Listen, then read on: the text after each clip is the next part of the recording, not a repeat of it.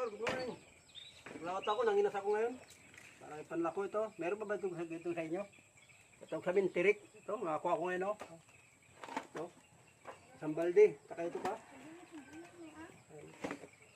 Nire-repack ko para ilako ko ngayon. Masarap ito pang ulam. May makakuha pa ako mga sales.